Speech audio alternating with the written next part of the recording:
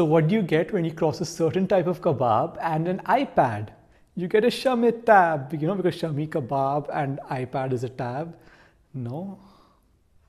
Hey guys, welcome to the Das Ka Beast movie review show. I just got back from Shamitab, first day, first show.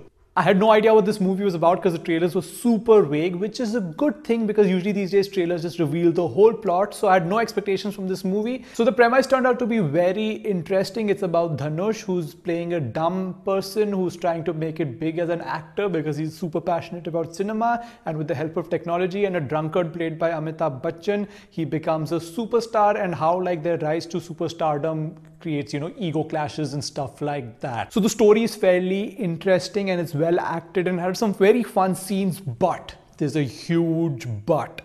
And I like big butts and I cannot lie. You other brothers. So the movie is super long and the plot kind of stagnates. You know what's going to happen next, but they sort of stretch it out. And usually stretching it out is also okay if you fill it in with fun scenes, but they're not many fun scenes. I mean, like they're very scattered, so you actually get very bored. The movie is actually 2.5 hours long. If it was like an hour shorter, it would have been great. And the songs are also kind of sucky. It's by far the worst soundtrack that has come out this year, which is not saying much because not many movies have come out. So there are these two very retarded scenes that I really like. One is Lifebuoy. They made a whole movie on Lifebuoy in which he's starring as an action hero. He's shooting people and on a motorcycle with sunglasses, acting all cool.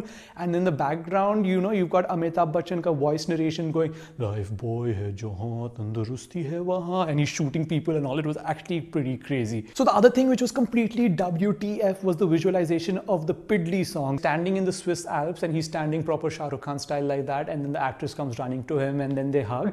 And then she's like, मुझे toilet जाना है. And then he's like, मैं यहाँ पे कैसे, there's no toilet around here. And then like, तुम मेरे लिए इतना भी नहीं कर सकते हो. You know what he does in the song? He starts building like a snow toilet, like a snowman, but except it's a toilet. He goes ice fishing and a toilet comes out, and he opens a briefcase and there's a toilet in it, like, just the seat. It's like really retarded and random, and I loved it. Coming to the acting, I think Dhanush was really good because he actually has no dialogue of his own. He's either lip syncing Amitabh Bachchan's voice or he's just doing, the dumb charades thing. Amitabh Bachchan was a bit patchy in the beginning. I didn't like his drunk scenes, but otherwise I think he was fine. And this movie is a kind of tribute to his voice, which is nice.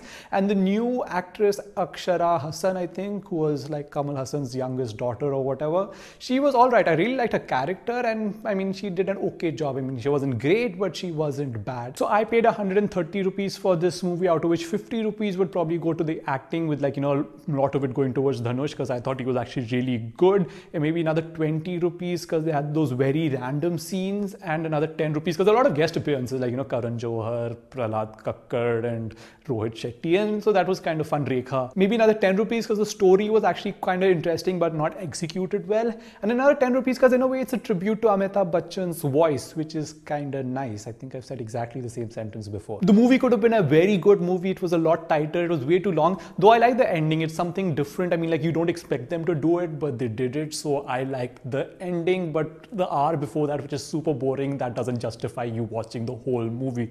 Maybe you can watch it on TV in bits and pieces. I don't know. Thank you so much for watching this review. Leave a comment below telling me what you think about this review and the movie. If you end up watching it, like and share the video.